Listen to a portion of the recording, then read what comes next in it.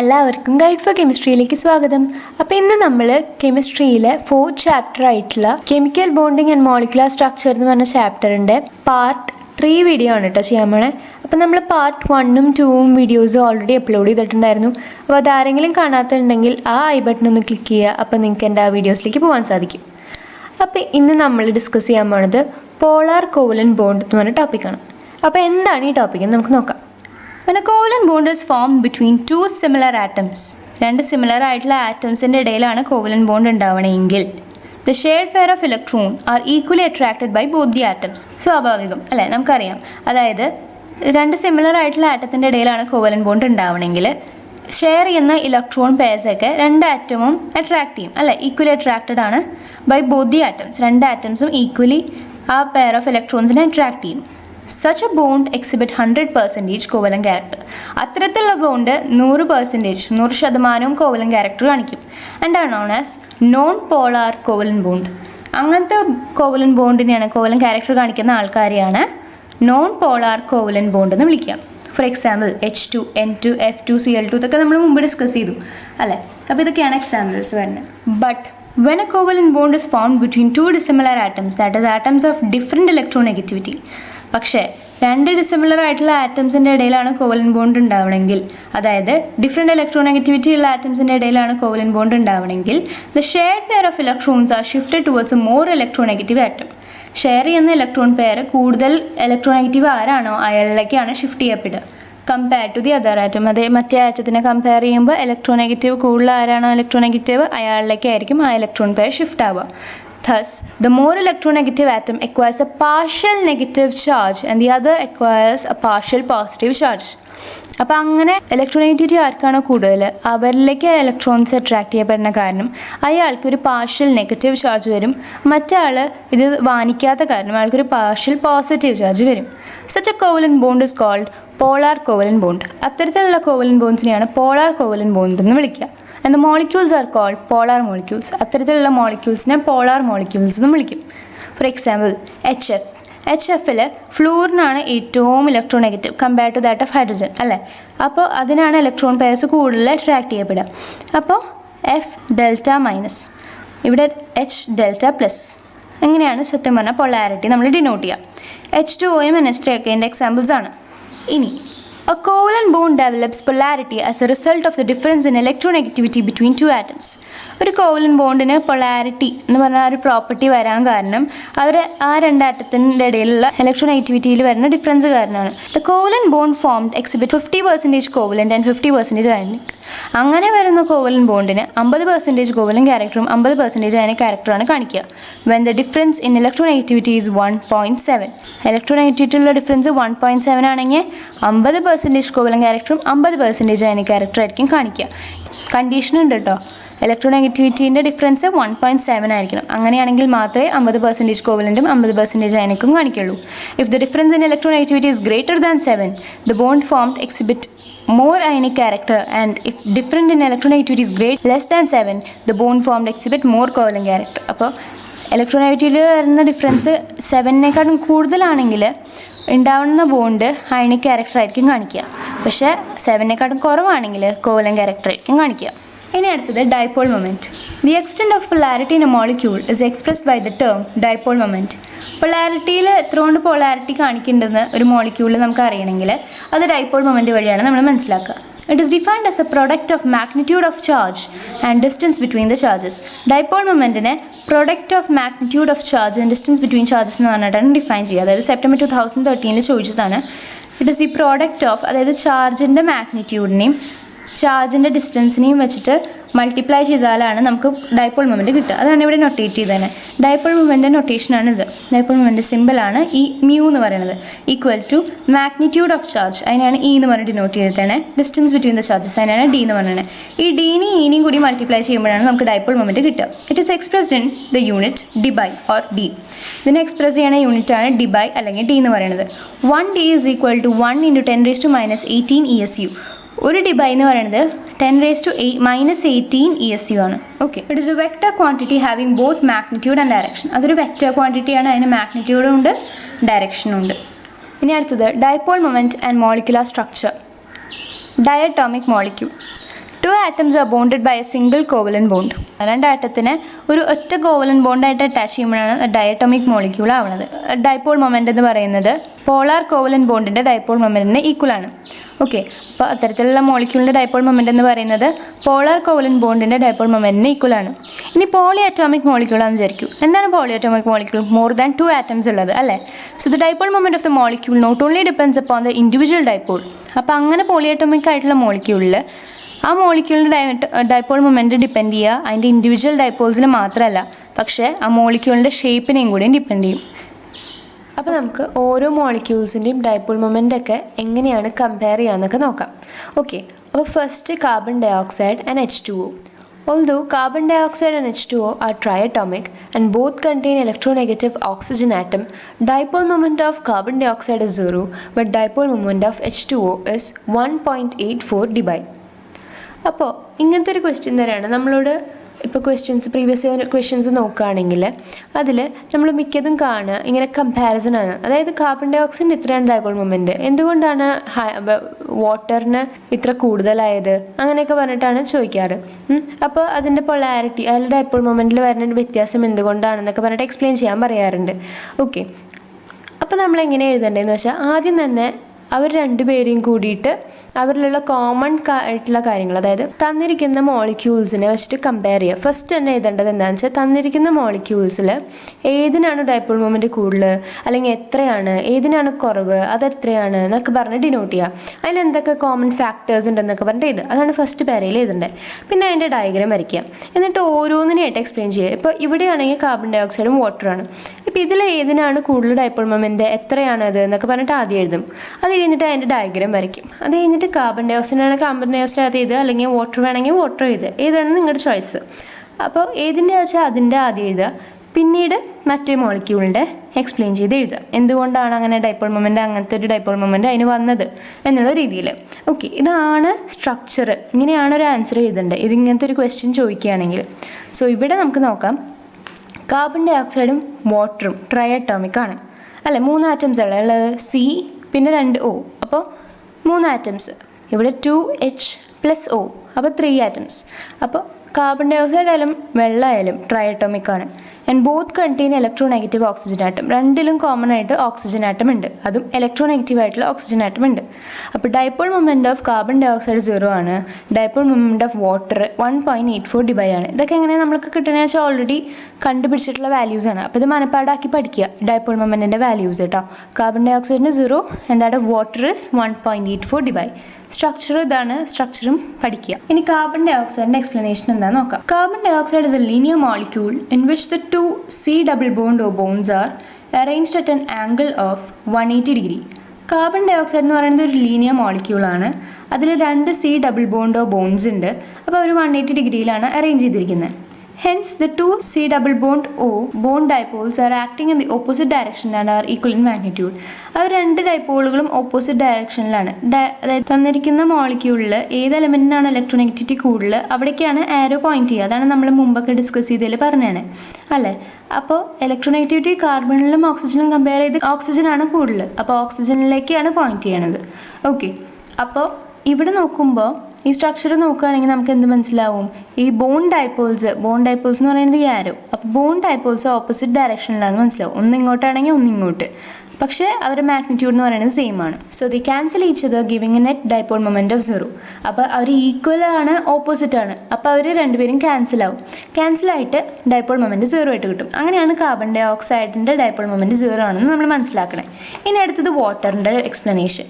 But water has V shape in which the 2 OH bonds are at an angle of 104.5 degree. Hence, the individual dipole will not cancel each other, giving a net dipole moment of 1.84 dBi.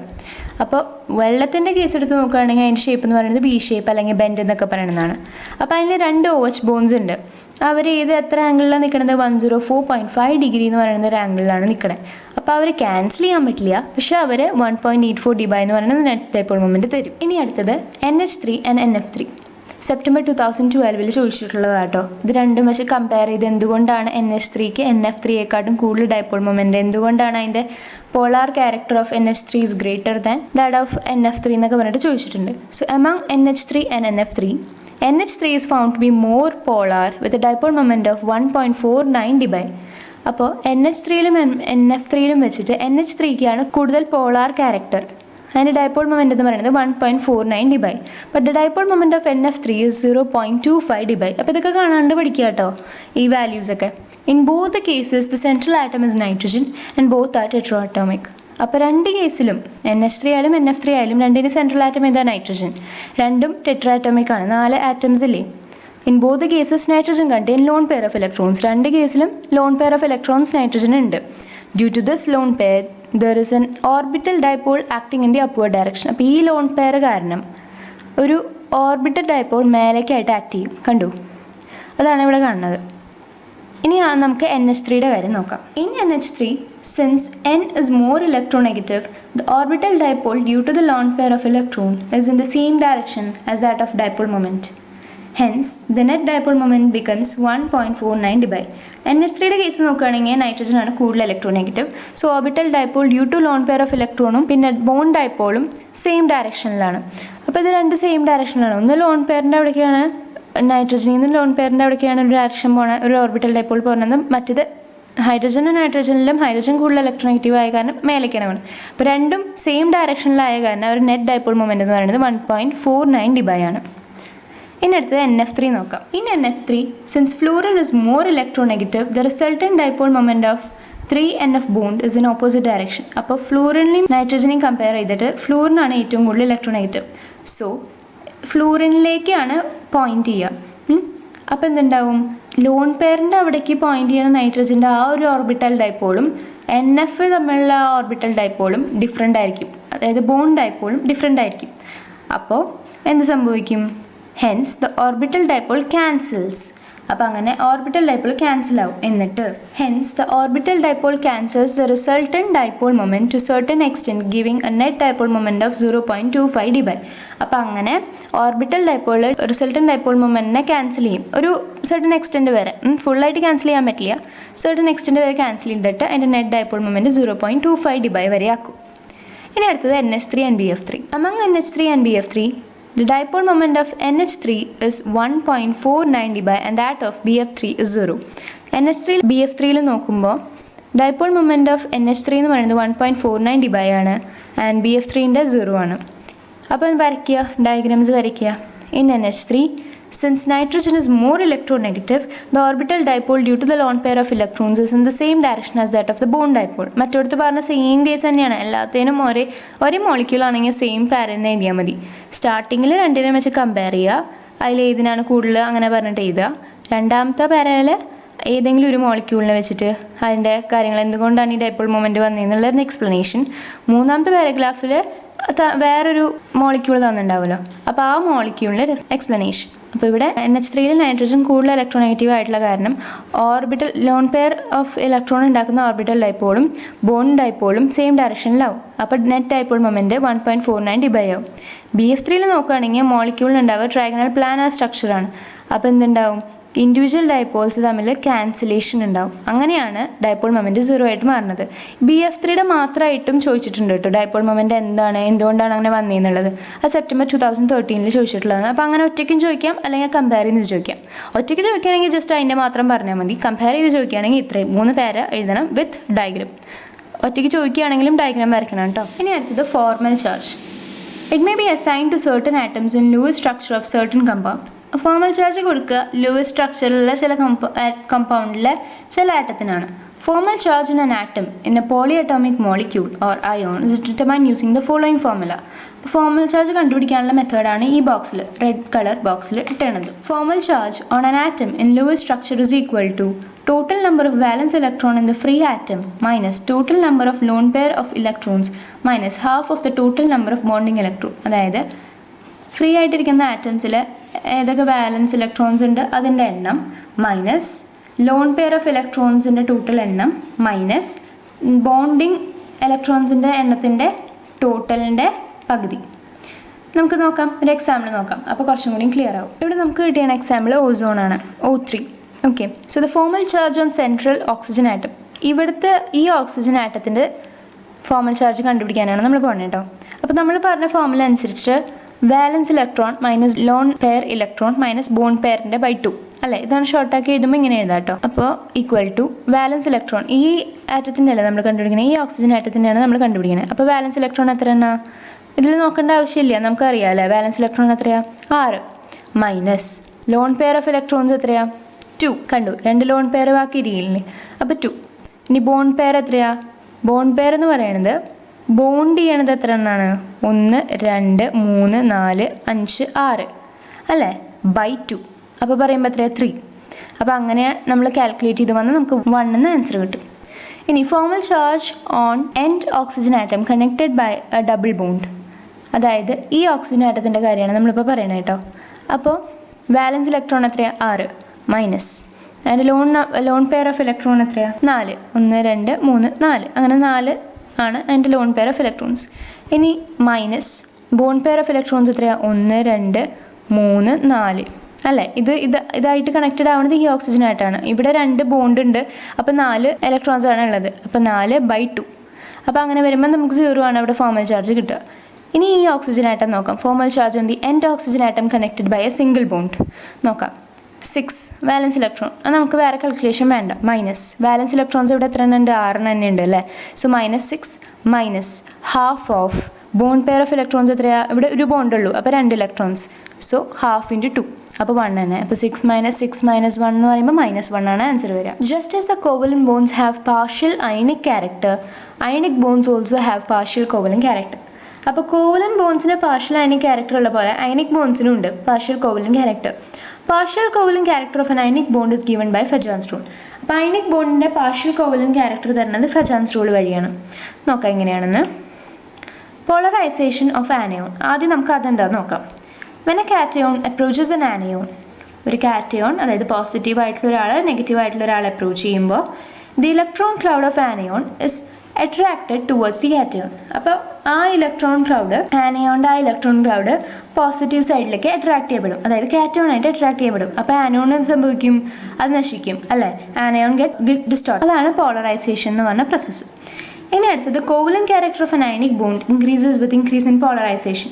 പോളറൈസേഷനിലൊരു increase വന്നാൽ ionic ബോണ്ടിൻ്റെ covalent ക്യാരക്ടറും increase ചെയ്യും. ഇനി അടുത്തത് according to Fajans rule covalent character of an ionic bond increases with.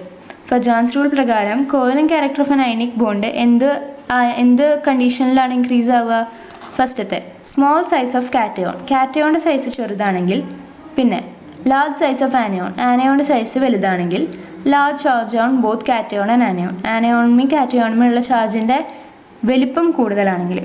Okay, അപ്പോൾ Fajans rule, state Fajans rule എന്നൊക്കെ പറഞ്ഞിട്ട് March 2014 ചോദിച്ചിട്ടുണ്ട്. അപ്പോൾ എഴുതേണ്ടത് ഇതാട്ടോ, ഈ ഒരു പോയിന്റാണ് according to Fajans rule. Fajans rule പ്രകാരം covalent character, ionic bond covalent character എപ്പോഴാണ് ഇൻക്രീസ് ആവുകയെന്ന് വെച്ചാൽ കാറ്റയോണിൻ്റെ സൈസ് കുറയുമ്പോൾ ആനയോണിൻ്റെ സൈസ് കൂടുമ്പോൾ, പിന്നെ ഉള്ളത് കാറ്റയോണിൻ്റെ ആനയോണിൻ്റെയും ചാർജിൻ്റെ മാഗ്നിറ്റ്യൂഡ് കൂടുമ്പോൾ.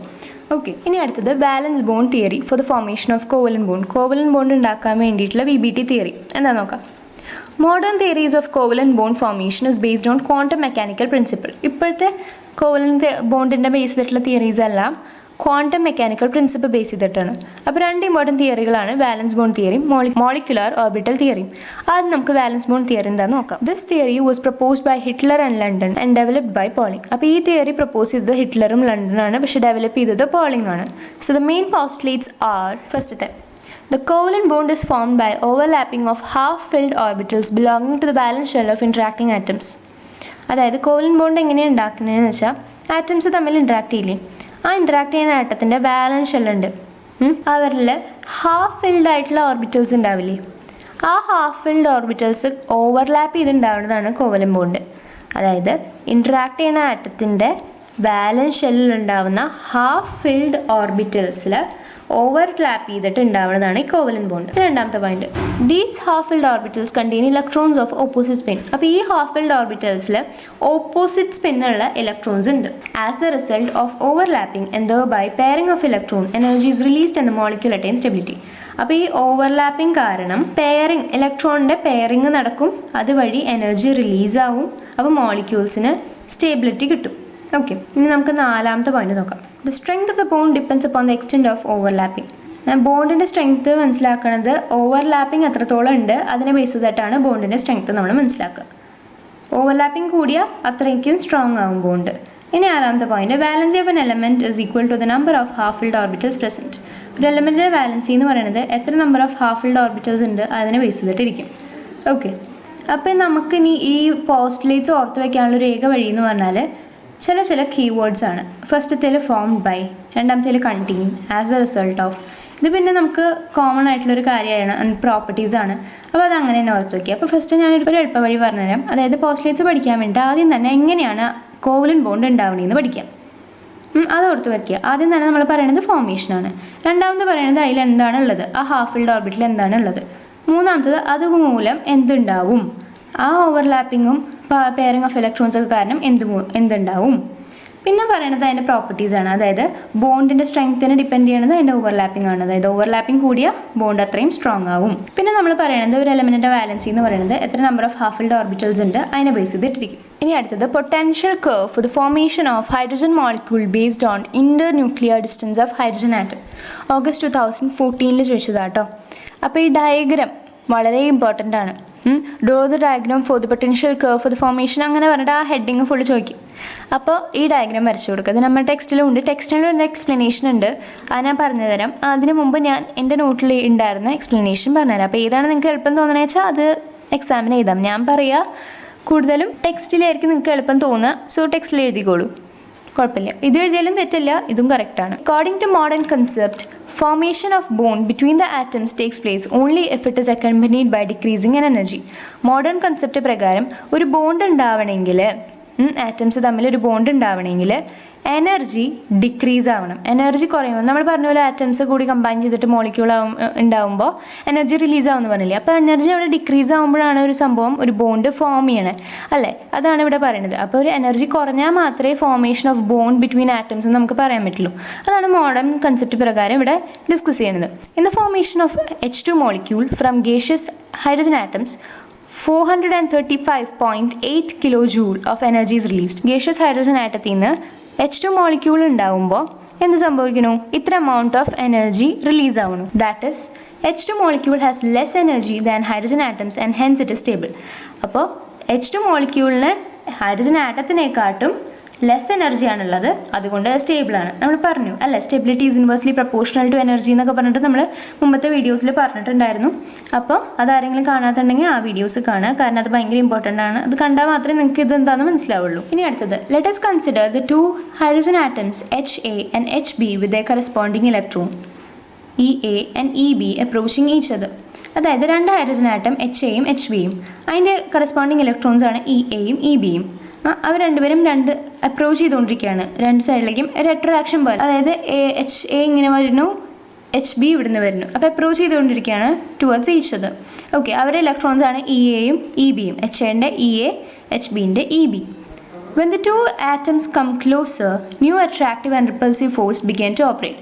അപ്പോൾ രണ്ട് ആറ്റംസ് അടുത്ത് വരാൻ തുടങ്ങുമ്പോൾ പുതിയ അട്രാക്റ്റീവ് റിപ്പൾസീവ് ഫോഴ്സ് അവിടെ ഉണ്ടാവും. Besides attraction of nucleus of an atom towards it's electron, following new attractive and repulsive forces are setup. അപ്പോൾ ന്യൂക്ലിയസും ഇലക്ട്രോണും തമ്മിലുള്ള അട്രാക്ഷൻ അല്ലാണ്ട് പുതിയ കുറേ അട്രാക്റ്റീവും റിപ്പൾസീവ് ഫോഴ്സും അവിടെ നടക്കുന്നുണ്ട്. അതെന്താണെന്ന് നോക്കാം. ആദ്യം നമുക്ക് അട്രാക്റ്റീവ് ഫോഴ്സ് എന്താണെന്ന് നോക്കാം. ഒരു അട്രാക്റ്റീവ് ഫോഴ്സ് എന്ന് പറയുന്നത് ഇലക്ട്രോൺ EAയും ന്യൂക്ലിയസ് HBയും തമ്മിലുള്ളതാണ്. പിന്നത്തെ അട്രാക്റ്റീവ് ഫോഴ്സ് എന്ന് പറയുന്നത് ഇലക്ട്രോൺ EBയും ന്യൂക്ലിയസ് HAയും തമ്മിലുള്ളതാണ്. ഇനി അടുത്ത റിപ്പൾസീവ് ഫോഴ്സ് നോക്കാം. ഇലക്ട്രോൺ EAയും ഇലക്ട്രോൺ EBയും തമ്മിലുള്ളതാണ്. പിന്നെ അടുത്ത റിപ്പൾസീവ് ഫോഴ്സ് എന്ന് പറയുന്നത് ന്യൂക്ലിയസ് HAയും ന്യൂക്ലിയസ് HBയും തമ്മിൽ. അപ്പോൾ ഇത് ഇമ്പോർട്ടൻ്റ് ആട്ടോ, അത് പഠിച്ചു വയ്ക്കാം. ഇനി attractive forces trend to bring them closer while repulsive forces push them apart. അപ്പോൾ അട്രാക്റ്റീവ് ഫോഴ്സസ് അടുത്തേക്ക് കൊണ്ടുവരും, റിപ്പൾസീവ് ഫോഴ്സ് ദൂരേക്ക് കളയും. At the beginning, magnitude of attractive forces are greater than repulsive force. ആദ്യമൊക്കെ അട്രാക്റ്റീവ് ഫോഴ്സിൻ്റെ മാഗ്നിറ്റ്യൂഡ് ആണ് repulsive ഫോഴ്സിനെക്കാട്ടും കൂടുതലാവുക. As a result the two atoms go on approaching each other and the potential energy of the system goes on decreasing. ആ attractive force കാരണം രണ്ട് ആറ്റംസും അടുത്തേക്ക് വരാൻ തുടങ്ങും, potential energy of the system കുറയാനും തുടങ്ങും. Finally, a stage is reached where the total force of attraction balances the force of repulsion and the system acquires minimum energy. അങ്ങനെ attraction വന്ന് ലാസ്റ്റ് ഒരു സ്റ്റേജ് എത്തും. അവിടെ എന്ന് പറയുന്നത് total force of attraction total force of റിപ്പൾഷനും ഈക്വലായിട്ട് നിൽക്കും. അപ്പോഴാണ് ആ സിസ്റ്റത്തിന് ഒരു മിനിമം എനർജി അക്വയർ ചെയ്തു എന്നൊക്കെ പറയാൻ പറ്റുക. At this stage, the two hydrogen atoms are said to be bonded together to form a stable molecule. ഈ സ്റ്റേജിൽ 2 ഹൈഡ്രജൻ ആറ്റംസും ബോണ്ട് ചെയ്ത് ഒരു സ്റ്റേബിൾ മോളിക്യൂൾ ആയെന്ന് നമുക്ക് പറയാൻ സാധിക്കും. And the distance R between the 2 atoms is known as bond length. ആ 2 atom തമ്മിലുള്ള ഡിസ്റ്റൻസ് ആർ എന്ന് പറയുന്നത് ലെങ്ത്ത്, അതിനെയാണ് ബോണ്ട് ലെങ്ത് എന്ന് പറയാം. ഓക്കെ, ഇനി ഞാൻ ഇതിൻ്റെ ഡയഗ്രാം ഒന്ന് എക്സ്പ്ലെയിൻ ചെയ്തു തരാം. അപ്പോൾ നമുക്ക് കാര്യം മനസ്സിലായി. ഇനി ഡയഗ്രാം കൂടി നോക്കുമ്പോൾ കുറച്ചും കൂടി പെർഫെക്റ്റ് ആവും. അപ്പോൾ ഇതായിരുന്നു നമ്മുടെ ഡയഗ്രാം. അതായത് ഇവിടെ പൊട്ടൻഷ്യൽ എനർജി മാർക്ക് ചെയ്തേണു, ഇവിടെ ഇന്റർന്യൂക്ലിയർ ഡിസ്റ്റൻസ് മാർക്ക് ചെയ്തേണു. എന്താ ഇവിടെ സംഭവിക്കുന്നത്? ഇവിടെ ആരോ ഡിസ്റ്റൻസ്. അപ്പോൾ ഇതാണ് ഡയഗ്രാം. ഓക്കെ, ഇനി അടുത്ത് നമ്മൾ പഠിക്കാൻ പോകുന്ന ടോപ്പിക്ക് ഹൈബ്രിഡൈസേഷൻ ആണ്. മോസ്റ്റ് ഇമ്പോർട്ടൻറ്റ് ടോപ്പിക്കാണ് ഹൈബ്രിഡൈസേഷൻ. അപ്പോൾ ആ ടോപ്പിക്ക് എന്താണെന്ന് അറിയണ്ടേ? അത് നമുക്ക് അടുത്ത വീഡിയോയിൽ പഠിക്കാം കേട്ടോ. Till then, thank you.